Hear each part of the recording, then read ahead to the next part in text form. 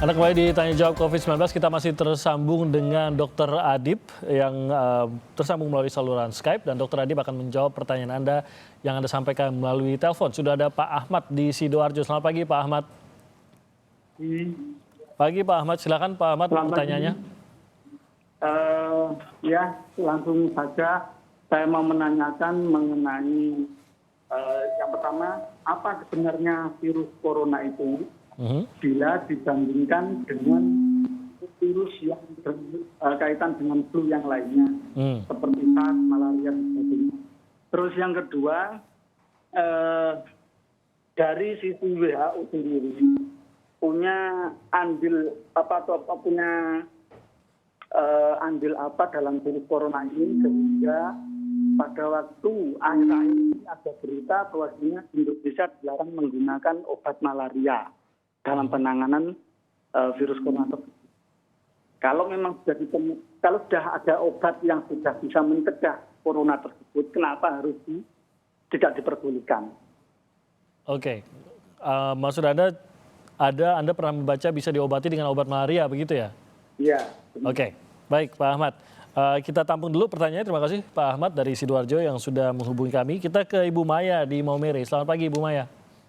Selamat pagi Pak Dr. Adib, selamat pagi. Selamat pagi Ibu Maya, silakan Bu.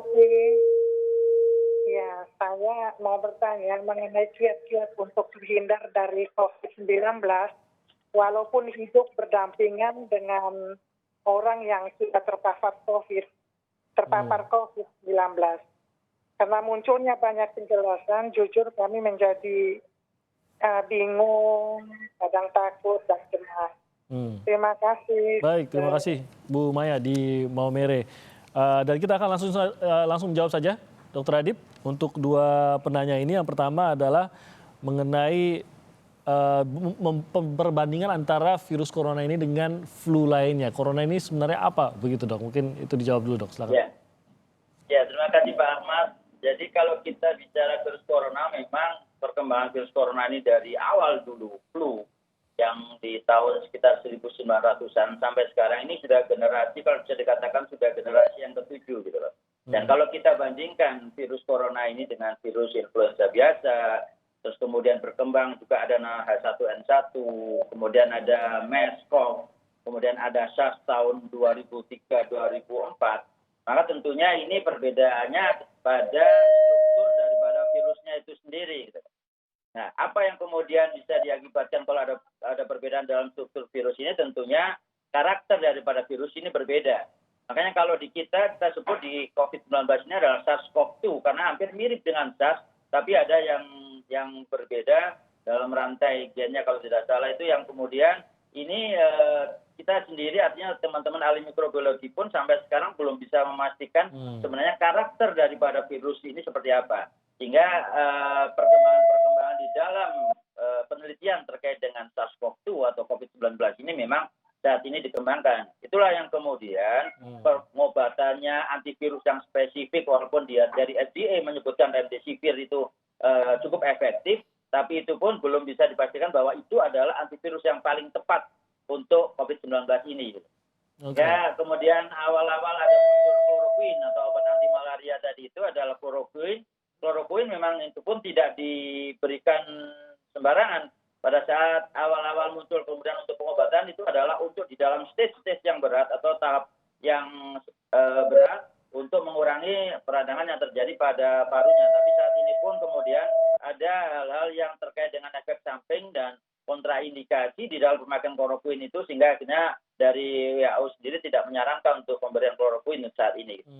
Jadi mungkin sederhananya seperti obat seperti kloroquine atau obat malaria tersebut itu bukan membunuh virus COVID-nya, tapi meredakan gejala, salah satu gejalanya. Betul, begitu ya? Ya, untuk gejalanya, bukan untuk COVID-nya. Oke, itu kenapa tidak bisa juga disebut sebagai obat dari COVID-19 ini, begitu ya? Betul. Oke, baik, semoga jelas Pak Ahmad dari Sidoarjo. Kita ke pertanyaan dari Bu Maya tadi. Bu Maya mulai mengkhawatirkan kalau nanti sudah mulai masuk kembali ke aktivitas new normal tadi, kiat-kiatnya. Boleh di-share juga dok, kiat-kiat apa untuk Bu Maya baik sebagai pekerja ataupun ibu rumah tangga, terutama karena Bu Maya tadi mengatakan terutama karena di dekat dari Bu Maya ini sudah pernah ada yang konfirmasi positif COVID-19. Ya, yang pertama tentunya adalah buat masyarakat yang punya kelompok resiko tinggi itu juga harus lebih hati-hati. Resiko tinggi itu apa? Punya faktor penyakit penyerta dari kasus-kasus yang saat ini, hipertensi, diabetes, jantung, kemudian penyakit-penyakit pernafasan itu menjadi faktor penyakit tambahan yang berisiko untuk kemudian tertular. Terus kemudian umur di atas 60 tahun. Karena angka kematiannya hampir lebih dari 40% untuk yang di atas 60 tahun. Sehingga di dua kelompok resiko ini perlu kemudian lebih waspada pada saat kemudian beraktivitas, kemudian pada saat kemudian berkomunikasi dengan orang lain. Sehingga ini yang perlu diproteksi. Artinya kalau memang tidak perlu keluar, sebaiknya memang tidak keluar. Terus kemudian kalaupun itu harus keluar, maka yang paling utama adalah tentunya bagaimana kita memakai masker yang kemudian menghalangi supaya kita tidak menjadi sumber penularan dan kita tidak tertular, dan kemudian juga selalu menjaga jarak dan kemudian menghindari kerumunan dan kemudian selalu mencuci tangan, ya, karena sebaiknya memang cuci tangan dengan sabun. Kalaupun terpaksa baru kemudian pakai hand sanitizer.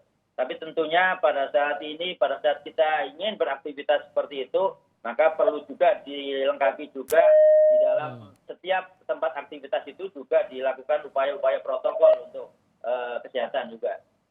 Baik, Dr. Adip, terima kasih banyak atas waktunya di Tanya Jawab COVID-19 hari ini. Dan terima kasih juga untuk Anda yang sudah terlibat mengirimkan pertanyaan Anda melalui Instagram kami di @sapa_Indonesia_Kompas TV. Anda juga bisa kirimkan mulai dari sekarang. Kita akan hadirkan lagi Tanya Jawab COVID-19 di besok di Sapa Indonesia Pagi. Sekali lagi, Dr. Adip, terima kasih banyak atas waktunya.